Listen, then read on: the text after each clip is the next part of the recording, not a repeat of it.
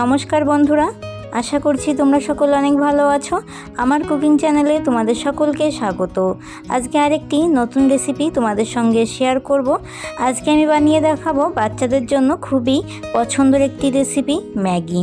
এই রেসিপিটি বানানোর জন্য প্রথমেই ম্যাগি নিয়ে নিয়েছি। এখানে আমি দুটো ম্যাগি ব্যবহার করছি। এইদিকে নিয়েছি ম্যাগি মশলা, লবণ।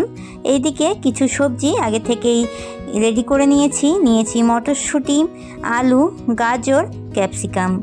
তোমরা চাইলে এখানে আরও কিছু শাকসবজি অ্যাড করতে পারো। এবারে রেসিপিটি বানানোর জন্য কড়াইতে দিয়ে দিচ্ছি সাদা তেল। 2 চামচ মতো সাদা তেল দিয়ে দিয়েছি।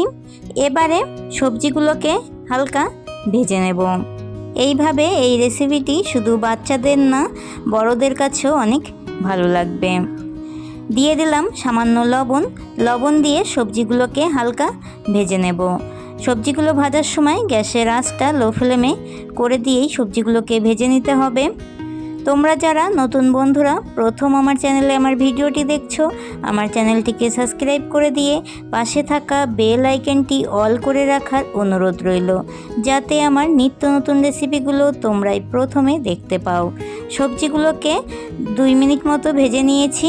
এবারে দিয়ে দিলাম সামান্য হলুদ গুঁড়োটার সাথে সবজিগুলোকে আরও 2 মিনিট মতো হালকা নাড়াচাড়া করে নেব। বাচ্চারা ম্যাগি অনেক পছন্দ করে, আর অনেক বাচ্চারাই শাকসবজি খেতে পছন্দ করে না।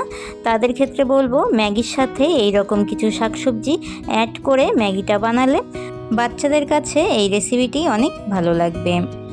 সবজিগুলোকে ভেজে নিয়েছি 4 মিনিট মতো।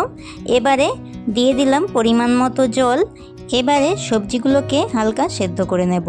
প্রথমেই সবজিগুলোকে বেশি সেদ্ধ করব না, বেশি সেদ্ধ হয়ে গেলে ম্যাগিগুলোর সাথে সবজিগুলোকে রান্না করতে একটু অসুবিধা হবে। সবজিগুলো প্রায় 80% মতো সেদ্ধ করে নিয়েছি। সেই সময় দিয়ে দিলাম ম্যাগিটা রান্না করতে বেশি সময় লাগে না। ম্যাগিগুলো দিয়ে আরও 3 থেকে 4 মিনিট মতো সবজিগুলোকে রান্না করে নেব।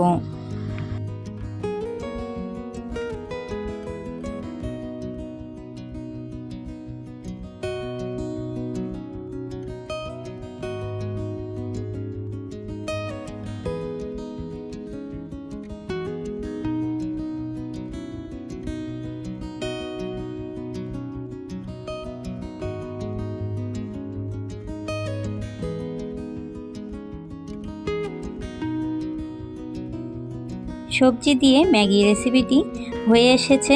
সব শেষে দিয়ে দিচ্ছি ম্যাগি মশলা দিয়ে হালকা নাড়াচাড়া করে নামিয়ে নিলেই এই সবজি ম্যাগি রেসিপিটি হয়ে যায়। ম্যাগি মশলা আমি এখানে একদম কম পরিমাণে ব্যবহার করেছি। সবজি দিয়ে এই ম্যাগি রেসিপিটি বানাতে আমার 10 মিনিট মতো টাইম লেগে গেছে। রেসিপিটি তোমরাও বাড়িতে এইভাবে বানাবে, আর আমাকে অবশ্যই কমেন্ট করে জানাবে রেসিপিটি তোমাদের কাছে কেমন লেগেছে। রেসিপিটি হয়ে গেছে, এবারে প্লেটে নামিয়ে নেব। আমার চ্যানেলে নতুন হলে আমার চ্যানেলটিকে সাবস্ক্রাইব করে দিও, আর আমার এই রেসিপিটি ভালো লাগলে অবশ্যই একটি লাইক, কমেন্ট, শেয়ার করে দিয়ে জানিও। আজকের মতো এতটাই। আবারও দেখা হবে নতুন আরেকটি রেসিপির সাথে আগামী দিন। তোমরা সকলে অনেক অনেক ভালো থাকবে।